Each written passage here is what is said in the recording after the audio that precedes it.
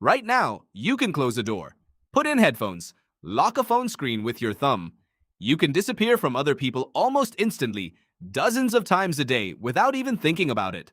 But for most of human history, that kind of privacy simply didn't exist. There were no doors, no walls that muffled sound, no screens to hide behind. You'd assume that meant your ancestors lived with zero privacy at all, every thought and action permanently on display. But the real answer is far stranger. Privacy existed long before doors did. It just didn't look anything like yours. So how did people manage to be alone in a world where being alone could get you killed? Start with the obvious problem. For most of human history, survival depended on the group.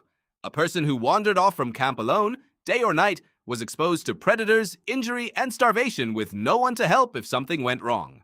Isolation wasn't peaceful, it was dangerous, which means the version of privacy you picture, a locked door, an empty room, simply wasn't an option most people could safely choose. And yet, across nearly every documented small-scale society anthropologists have studied, people still found ways to be unseen even while sitting a few feet from everyone else.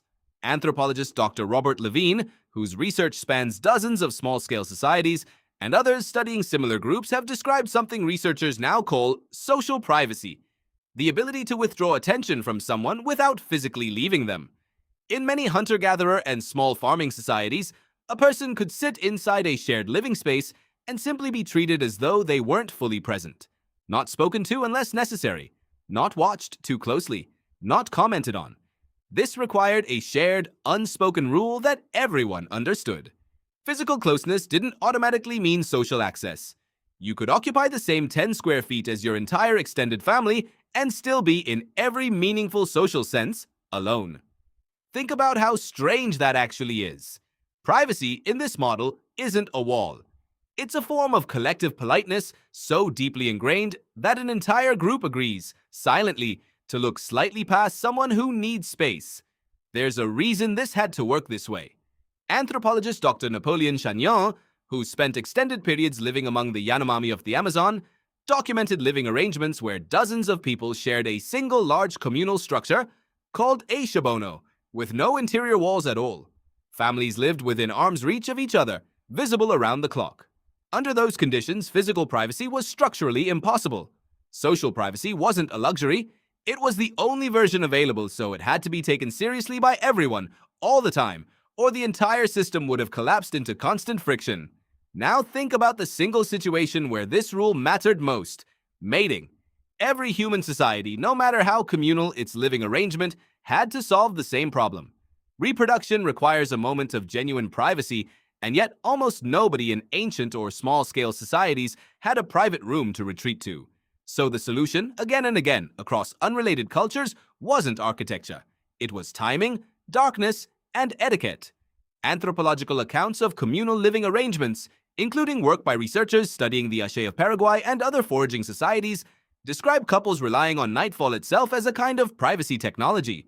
Once the fire dimmed and the group settled to sleep, the darkness that made ancient nights dangerous also made them, briefly, private. Everyone in the shared space understood the unspoken rule. Sounds and movement after dark, within reason, were not to be acknowledged the next morning. Nobody made eye contact about it. Nobody brought it up. The entire group performed a kind of coordinated, silent deafness.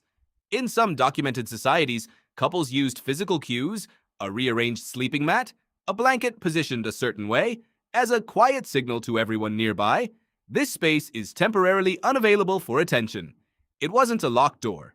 It was a social contract, renewed every single night, that everyone had agreed to honor without ever discussing it directly. This mattered evolutionarily as much as socially. Evolutionary anthropologists have pointed out that humans, unlike most primates, generally do not mate in full view of the group, a behavioral pattern distinct from close relatives like chimpanzees. That single shift, toward seeking some form of seclusion for reproduction, even without walls, may have deep roots in managing jealousy, reducing conflict over partners, and preserving the fragile cooperation a small group depended on to survive. A society that couldn't manage this discreetly risked constant social friction over who was pairing with whom. Which means one of the oldest functions of privacy wasn't secrecy for its own sake. It was conflict prevention. Averted eyes and polite deafness weren't just kindness. They were a survival mechanism for the group's social fabric. This raises an uncomfortable question about your own relationship to privacy today. You often think of it as something you either have or don't have, granted by a locked door or denied by its absence. But for most of human history, privacy was something people gave each other, moment to moment, through restraint. It wasn't a structure. It was a behavior. Sound played a role in everyday privacy too, one that's easy to overlook. In many traditional communities, certain conversations were conducted in hushed, quiet voices, specifically so they could remain semi-private even without walls. Anthropological accounts describe family members lowering their voices at night, using a tone others in the same shared space understood as a social signal. This isn't for you. The listener didn't need to physically leave. They simply needed to choose not to listen and to be trusted to do exactly that. This meant privacy in ancient and small-scale societies wasn't primarily architectural, it was relational. It depended on trust functioning correctly, on everyone honoring an agreement that was never written down and never needed to be, because breaking it had immediate, obvious social consequences.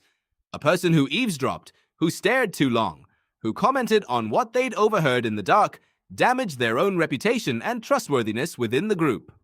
In a small community where you depended on the same people for food, defense, and companionship for your entire life, that cost was severe. Compare that to how privacy works for you now. Your privacy is largely structural. A locked door does the work that trust used to do. You don't need your neighbor to politely ignore you. A wall physically prevents them from seeing you at all. That sounds like an upgrade, and in many ways it is. But it also means something quieter has disappeared along with it. The constant active practice of extending privacy to other people as a form of social skill. Here's the twist that makes this worth sitting with. Structural privacy, the kind you have now, doesn't require anyone to trust you or extend you anything. A locked door works whether the people around you are kind or not. Social privacy, the ancient kind, only worked because people were actively, continuously choosing to respect each other's need for space without being forced to by any physical barrier at all.